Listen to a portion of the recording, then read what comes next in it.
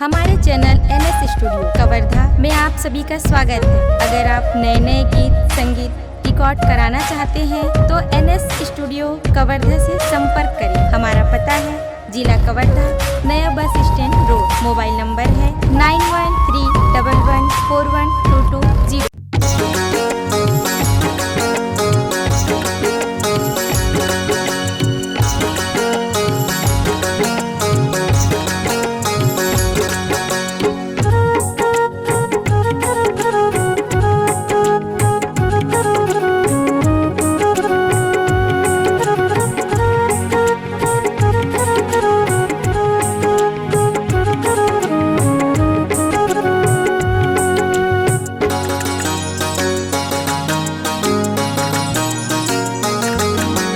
मुड़मा पागा खांधे मनांगर, मुड़मा पागा खांधे मनांगर, वही के चले किसान। कैला लताए बेटा बना ले भूया के भगवान, कैला लताए बेटा बना ले भूया के भगवान।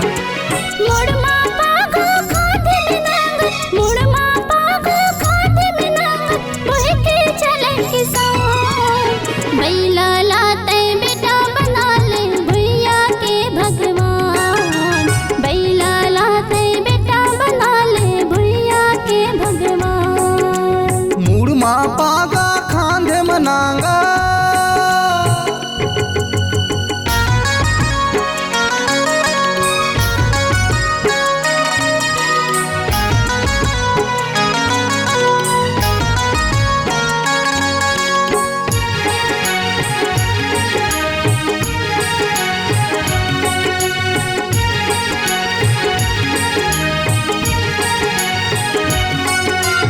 आगे असारी की महीना संगी खातू माटी बगराबो, खातू माटी बगराबो ग भैया, खातू माटी बगराबो।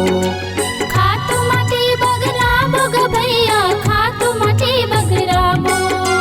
धरती माता के सेवा ल करबो तभे फसल उपजाबो, तभे फसल उपजाबो ग भैया, तभे फसल उपजाबो। ताभे फसल उपजाबो ग भैया, ताभे फसल उपजाबो।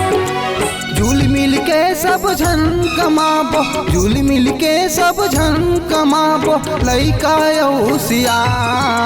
कैला लताए बेटा बना ले भूया के भगवान, कैला लताए बेटा बना ले भूया के भगवान।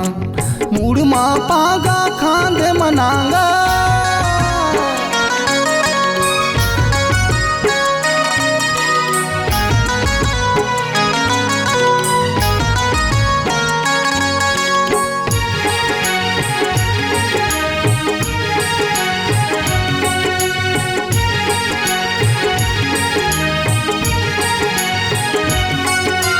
बूंदे कोड़े पर पानी आगे, धान पान हरी आगे, धान पान हरी आगे ग भैया, धान पान हरी आगे।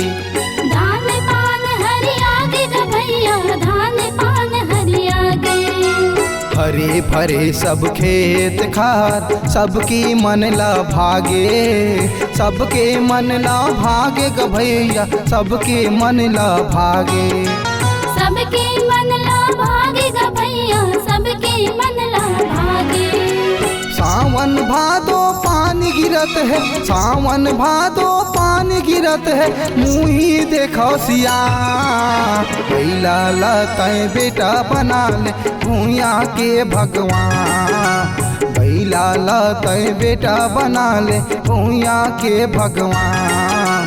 बैला लाते बेटा बना ले भैया के भगवान, बैला लाते बेटा बना ले भैया के भगवान।